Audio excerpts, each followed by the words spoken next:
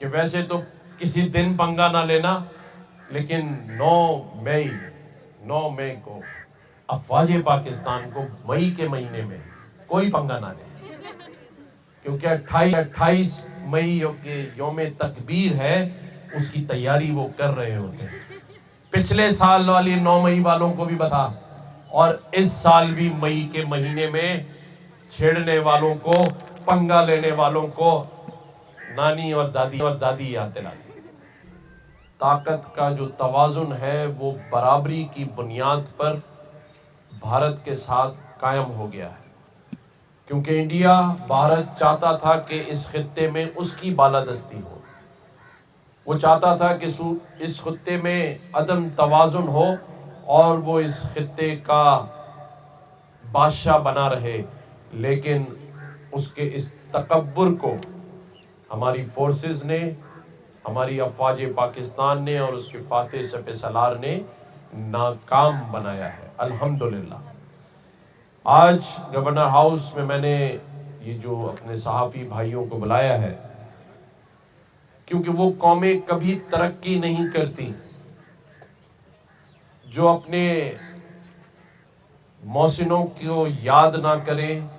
یا ان کی یاد میں کوئی ایسی یادگار نہ بنائیں اور ان کو کبھی نہ بھولیں، وہ قومیں ہمیشہ ترقی کرتی ہیں۔ آج میں نے اپنی آنے والی نسل کے لیے، کیونکہ ہم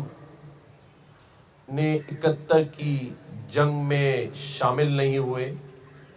اس وقت 65 کی جنگ میں آپ اور ہم لوگ اس وقت کے جذبات نہیں دیکھ سکے، آج 6 مئی سے شروع ہونے والا یہ مارکہ حق، جسے پھر 10 مئی کو بنیان مرصوص کا نام دیا گیا، یہ جو مارکہ حق اور اس میں جتنے سیویلینز شہید ہوئے، معصوم شہری، بچے، خواتین اور ہماری فورسز کے جوان، ایئر فورس کے، افواج کے، ان کی یادگاری دیوار، آج میں نے اس کا سنگ بنیاد اس گورنر ہاؤس میں رکھا ہے۔ یہ ایک بہت خوبصورت شایان و شان طریقے کی یادگار یہاں بننا آج سے شروع ہو جائے گی، کیونکہ میں نے جیسے کہا کہ وہ قومیں ترقی کرتی ہیں جو اپنے شہداء کو یاد رکھتی ہیں، تو اسی طرح جہاں ہم اپنے تمام ڈگنیٹیز کو گورنر ہاؤس وزٹ کراتے ہیں، قائد اعظم محمد علی جناح کا یہاں جو پرزرو آفس ہے وہ دکھاتے ہیں، تو اس کے بعد ہم اس یادگار پر بھی ان تمام لوگوں کو لایا کریں گے اور بتائیں گے کہ یہ وہ شہداء ہیں،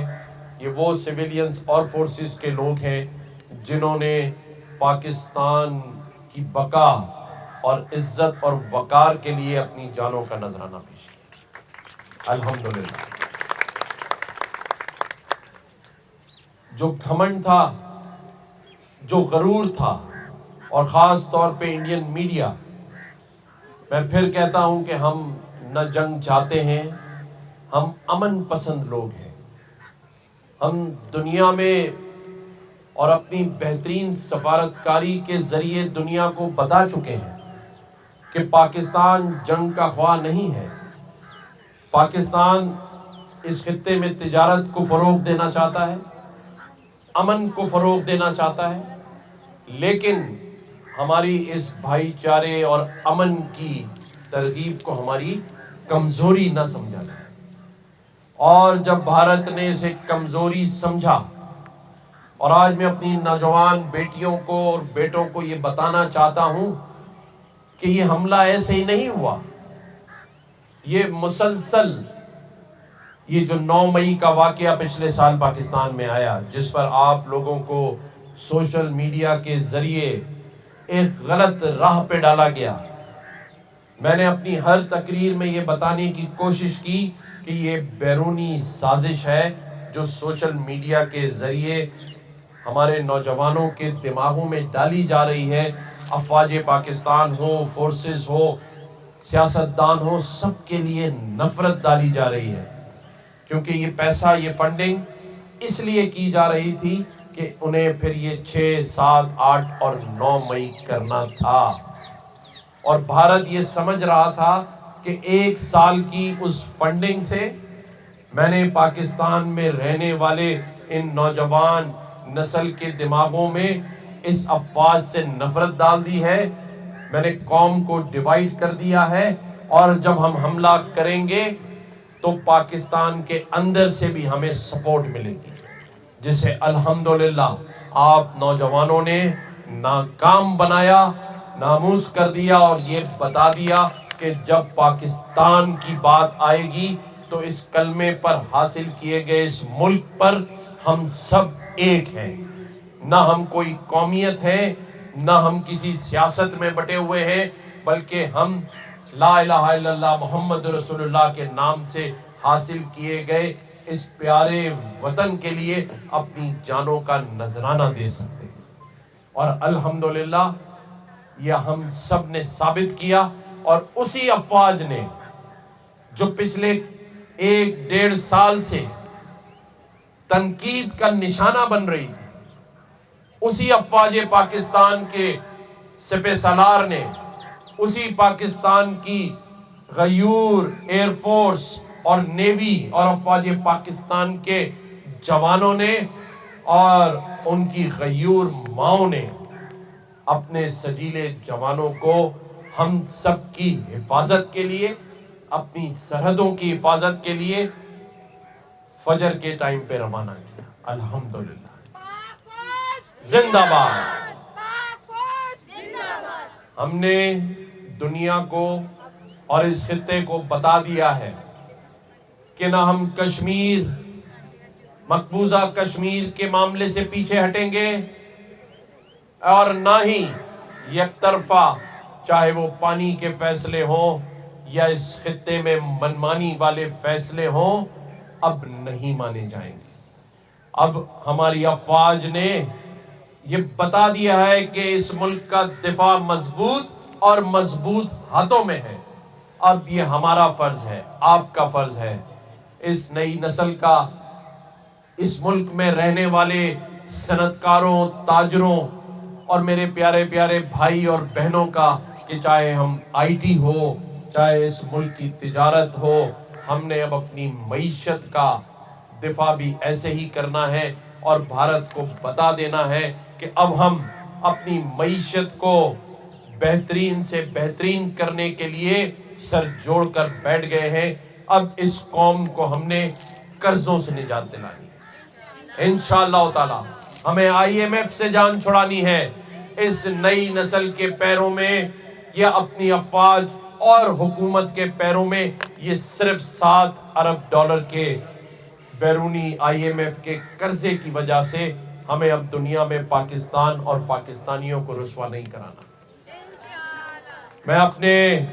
وطن میں رہنے والے ہر اس غیور پاکستانی سے اپیل کروں گا، کل میرے پاس سیدنا جو ہمارے بورا کمیونٹی کے سیدنا مفصل جو پاکستان آتے ہیں، پاکستان کے خیر خواہ ہیں، اور ایک بڑی کمیونٹی بورا کمیونٹی پاکستان میں ہے، کل ان کے جو یہاں پاکستان کے انچارج ہیں وہ میرے پاس آئے تھے۔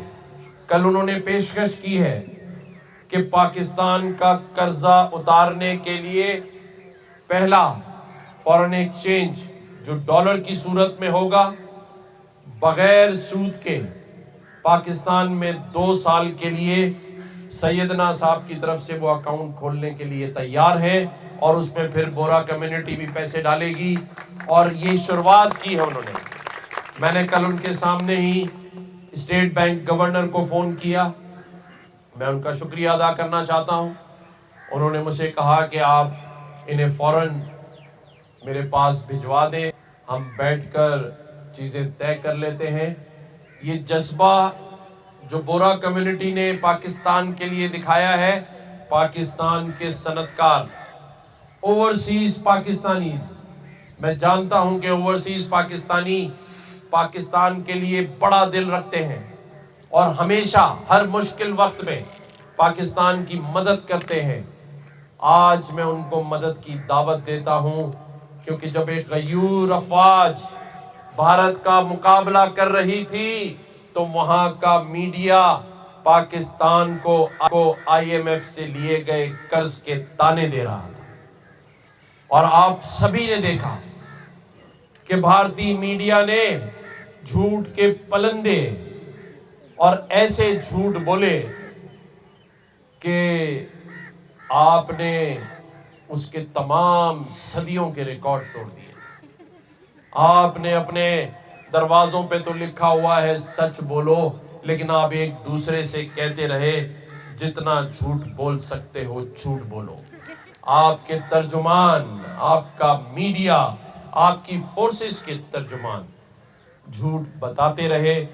بولتے رہے، اور جھوٹ میں اس حد تک آگے چلے گئے کہ لاہور میں سمندر دکھا دیا اور کراچی میں پہاڑ دکھا دیے، اور ایک رپورٹر نے تو کہا گلستان جوہر پہ قبضہ ہو گیا ہے۔ میں نے جواب میں کہا قبضہ تو دور کی بات ہے، سوچنا بھی نہیں، لیکن اگر ایسا کبھی ہوا بھی تو یہ کراچی کے سجیلے نوجوان اور خاص طور پہ لیاقت آباد کے نوجوان ہی تمہارے لیے کافی ہے۔ درست یا غلط؟ اور اگر زیادہ بات آگے بڑھی تو کیا مجھے یہ اختیار دیتے ہو کہ میں کہوں کہ یہ 50,000 جو میرے IT کے نوجوان بیٹے بیٹیاں ہیں، آئندہ اگر جنگ کی تو میرے یہی نوجوان بیٹے بیٹیاں تم سے لڑنے کے لیے تیار ہیں؟ پکی بات ہے؟ ایسا نہ ہو کہ میں گردن سب باہر سائبر اٹیک کر، یہ بات وہ تو رکھنے ہی ہے۔ ہم امن کے خواہ ہیں، ہم ان کی فورسز کی بھی رسپیکٹ کرتے ہیں،